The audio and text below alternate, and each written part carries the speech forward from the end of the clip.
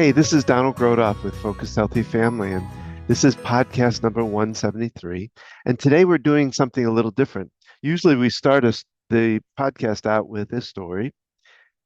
What we're going to do today is we're going to flip it around and we're going to play some of the stories that we've gotten over time. We've got a little break in our action today, so it's just me, but I want to put this out there. And like I say, just going to play some of the stories we've heard. A couple of them are actually come from my previous Invisible Wheelchair podcast, but most of them are coming from our podcast today. So instead of starting it out, we're going to just leap into the different stories that we've gotten through the time.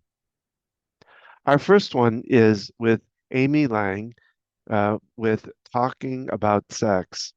And it's a little bit controversial. It came from my Invisible Wheelchair podcast, but it just really she's just a very energetic person. I just thought it would be fun to start out her story that she gave me with the Invisible podcast and let you kind of just listen to it. Nothing too controversial with this, but just listen.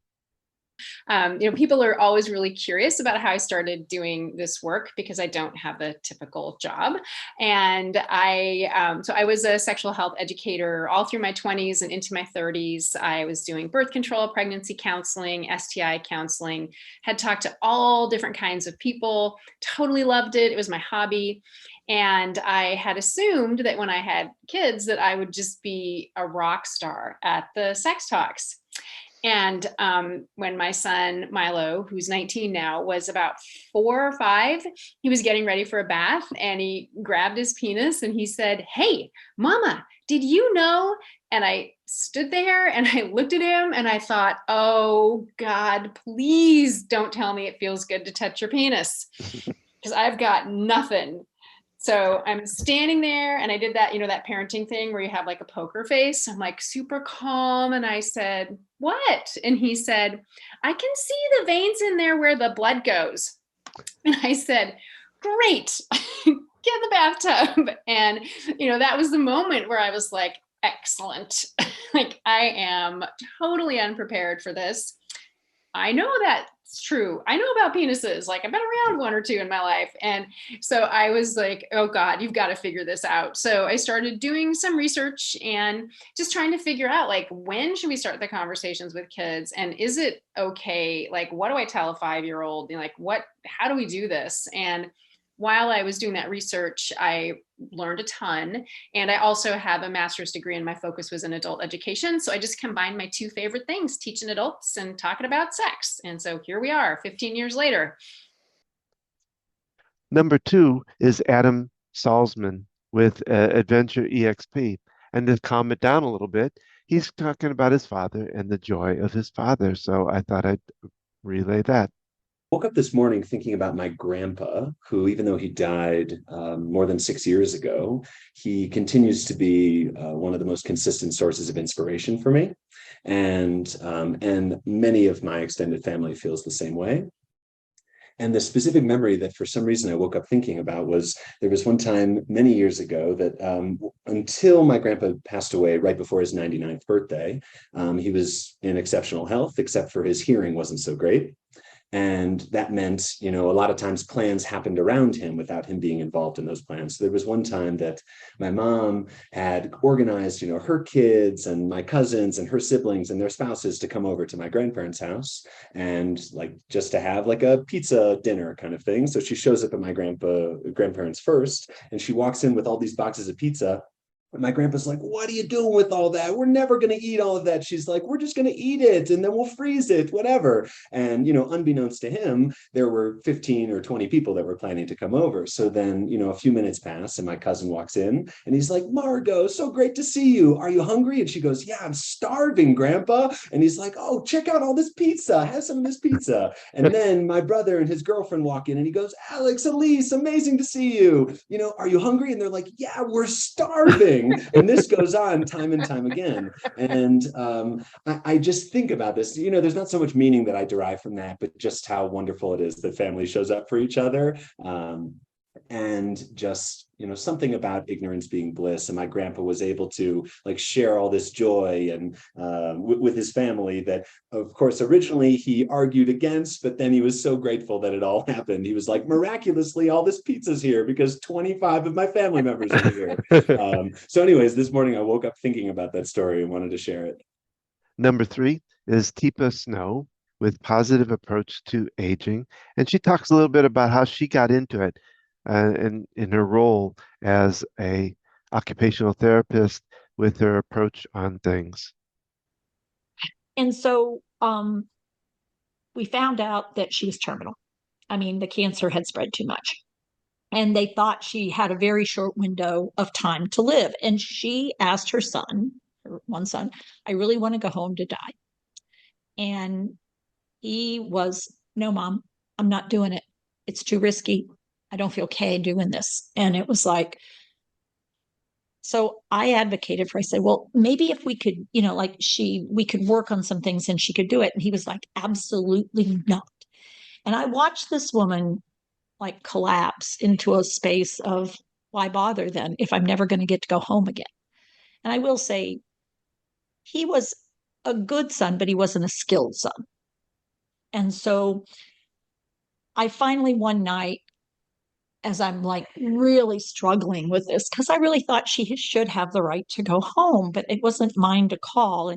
And she still had the house because he hadn't sold the house yet, but he was going to sell the house as soon as she died. And he'd already shared that with her.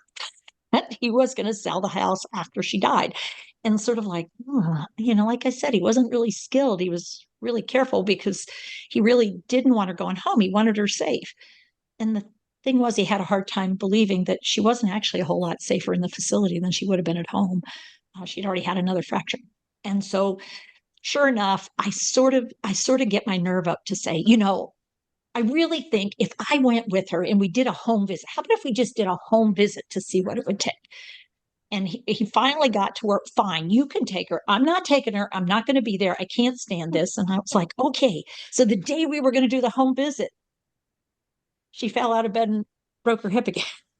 It was like, oh no, oh no. And that's when my brain woke up and I realized, wait a minute. This was back in the day. I said, oh, how about, could we make a video walking through her house? Can we make a video? Can we do a video of walking through the house, room by room, all that, you pan around? And he said, well, yeah, I can do that. So he did that. We brought it in and we played the video. And she said, oh, that's where I keep this. This is where this happens. This is that. And so one of the very last times that he saw her and I was there, she was going home. And she got to go home because I was willing to let go of what I thought she wanted, to realize what she really needed was a way to go home. And it didn't mean physically go home, but to really revisit the place that she had lived her life, raised her children, her son, she only had the one, and make things complete, because she needed to go back to that place. And as soon as she was back, boy, did she light up. And then she was very appreciative of getting to go home, both to her son and to me. And it made her so comfortable that her passing was super quiet because she had what she needed. Number 4 is Richard London. And Richard is a speaker, author.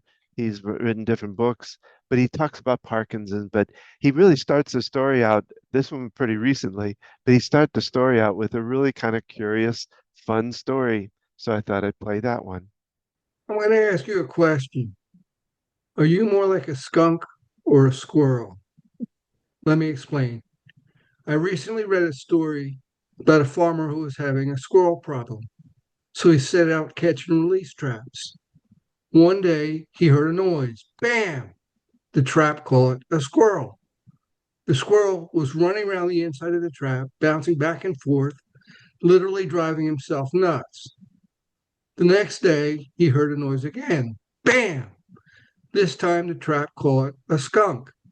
What the skunk did was he walked around the perimeter of the inside of the trap, checking it out, walked back to the food that lured him there, had his lunch, started cleaning himself, grooming, licking his paws and his face, reached outside through the trap, pulled in sticks and twigs, and took a nap. So, my question to you is, the next time you face challenges in your life, are you going to be more like a skunk or a squirrel? My advice is that we should all be more like the skunk and learn how to make the best out of our bad situations. Number 5 is Anthony Cirillo. He's a music person. It's called Sage. He plays music for senior centers and senior places. And I love his story about Esther. I thought it was really fun to talk about Esther. Hi there. I'd like to tell you a story. It's called The Story of Esther. I am a Philadelphia native and was working in hospitals and also a gigging musician full-time at night. And when I got out of that, I started going into assisted living and nursing homes and singing for folks. And it changed the trajectory of my healthcare life. And so when we came down to the Charlotte, North Carolina area 22 years ago, I started doing some singing locally and up in as far as Hickory and down to Spartanburg. And I met Esther, and I call her my designated heckler because I have strange programs every month. Like in November, everything has a theme, and sometimes it's obvious, like you're going to do patriotic songs on Veterans Day or something like that. But though in November, I do Pennies from Heaven. And, Esther would look at me strange, like, what the heck does this have anything to do with November? I said, well, come on, Esther. It's National Accountants Day in November. So we became fast friends over time. And one day after I was done a performance, she asked the activity director to have me come to the hospital and visit her. Well, that came out of left field, but I went because, Esther and I were kind of buddies by then. And so she said, on the way over, she goes, yeah, by the way, Esther died and was revived. She's in the coronary care unit. She wants you. I said, okay. So we got to the hospital and Esther's there. Her daughter's there. And Esther's flirting with me, much to the embarrassment of her daughter. Say, Mom, he's a married man. Esther wanted me to sing to her, but she wanted a particular song. Because he lives, I can face tomorrow. Beautiful song, right? One problem, I didn't know it. And I told her, Esther, I'm from Philadelphia. We do, Frank Sinatra, Dean Martin, the Great American Songbook. I said, I come down the stairs every day, from upstairs in South Philly. And, when I was a kid and, we had a picture of the Lord on one wall. And we had a picture of Frank Sinatra on the other. And we bowed to Frank every day. So anyway, I sang Unforgettable because that's what she was. But I said, I'm going to learn that song for you, Esther. And I did. And I put it on a little CD, 3.5-minute song, one CD, send it to the assisted living in Hickory. And she was back there. And so I thought all was good with the world. And then the activity director let me know that she was in hospice a few weeks later. And then a few weeks later, she had passed. And I don't normally go to the funerals of residents who I sing for because that's the thing that can keep you quite busy, right? But I went to Esther's funeral. And on the program, of course, the song was Because He Lives. But before the program started, the daughter came up to me and she started crying. And they had said that she had not cried at all until she saw me. And so she came up to me, hugged me. She said, did you hear about my mother's last day of life? I said, no. I said, well, on her last day, we played your CD over and over again until finally I knelt down next to Mom and I started singing with her and telling her to let go. And Mom died that day. And so that's my story of Esther, because here's the thing. There's a lot of times just from being a capitalist, profitable enterprise, I could have stayed in the hospital field and made a lot more money. But every time I try to pull away from it, like with what I'm doing now with music, I can't because, I have a card from Esther sitting on my desk here and a picture of Esther somewhere close by as well. And Esther's been gone a lot of years. And I still converse with her daughter and granddaughter on Facebook. So if you're looking for purpose in life, including a caregiving, which is a purpose, that's how I found mine. I didn't get into the aging space necessarily because my mother had a situation that came much later. I got into it and cemented it because of Esther. Number 6 is Bert Freeman.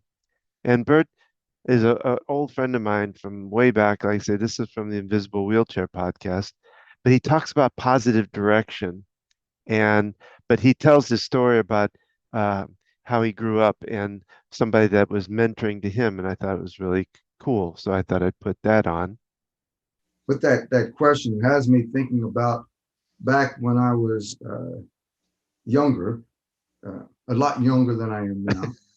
We won't go to age here. That's right. But I lived in Philadelphia, in Germantown, which is a part of Philadelphia at that time. And we lived on a city street, and we lived in the city. I had a brother and a foster sister and our parents. And I remember oftentimes our next door neighbor was an older woman. I used to, when I referred to her as the old lady, but that's more in terms of affection more than anything else. And we lived in a duplex, and there was a wooden rail between these two houses in this duplex. And often, at some point in my life, and in my teenage years, she would always, it was almost like she took me under her wing, and she would talk to me about different things, and and there was this flow of wisdom that was coming to me. Now, whether I grasped it, I'm still wondering about that. Yeah. But there was this flow of wisdom that came, and she would tell me stories about different things, and it was like sitting at the foot of the guru, so to speak. And that was the experience I had with her for a number of years in my teenage years, probably from the age of 15 to 18. It's different than it was anything planned. It's just that, when we just so happened to be there, then she would just talk to me and say things to me that really helped me from a standpoint of understanding a little bit more about myself, but also understanding about ways to approach people. And finally, I just thought I'd repeat the story I did about my dad. I find it a fascinating story about how he was there for me when I was in surgery. And I thought I'd leave you with this as the end of the podcast. So I had surgery in 2019, open heart surgery. Not a fun surgery to go through, by the way. And we went to, initially, when I started feeling that, I felt a little uncomfortable and some numbness going across my shoulders. After you had a heart attack 8 years prior. That's right. In 2011, I had my heart attack and had stints at that time. But in 2019, like I said, I felt a little odd and some numbness. And, of course, you were always good at immediately taking me somewhere to just check it out. And so we went about 5 minutes from our house to a smaller hospital. That they built just for us because it wasn't. Of course, there when you yeah. had your heart attack. And at that hospital, of course, I stayed 2 nights. Couple nights. Yeah. Where they did evaluation. They figured out I had some more blockage that needed to be taken care of. And so had one room there. And in that room, you get, I use the fact. Was it that hospital that you had that? I thought it was. No, just bear with me here. When we're in when you're in a hospital room like that, you get all the bucket and the pail with the water and all the yes. And on that in that room, all my stuff was marked Grodoff D, which is our last name is Grodoff, and mine is, of course, is Don. So I had to go down to the main hospital downtown. Same hospital system. So yeah, thank you. And in first room I went into, all my stuff was marked properly with Grodoff D, all the buckets and all that. Went through the surgery, and then I went through a 24-hour recovery room, which didn't have all that stuff in it. Just it was a group room with a bunch of people in it, which was interesting to be in. And then moved to a final room, which was my final recovery room. And in that particular room, all my toiletry items, the buckets and all that, they were marked with Grodoff H. Now I looked at it and was kind of confused about it when I was in there, but I was kind of in a rough place, I guess. They're not pay, but I did ask him at the time. I said, "Am I registered correctly here?" And she looked it up and she said, "No, you're registered under Don." And she looked at those stuff and she said, "I don't know how that happened. I don't know." So it didn't really, again, it did not dawn on me at the time, but when we were coming home, I remember you were carrying the bucket with some stuff inside of it. And as you walked through the door, you went, "Oh my God, Don, your dad was there." And I I looked at the bucket. My dad's name was Harold, and it had Grodoff H. And I remember starting to cry and just being kind of awed by it, because my dad died on preparation for the same surgery back in 1976. So, and of course, surgeries back then weren't I don't think as well developed as they were now. Yeah, I didn't have it. He was in, like I say, in prep for it when he passed away. And that just kind of sent some shockwaves through me, I guess, in a way, because you said he was there helping me out, which I believe wholeheartedly that's what happened. He was watching over it to make sure I made it through that surgery that he didn't have the chance to.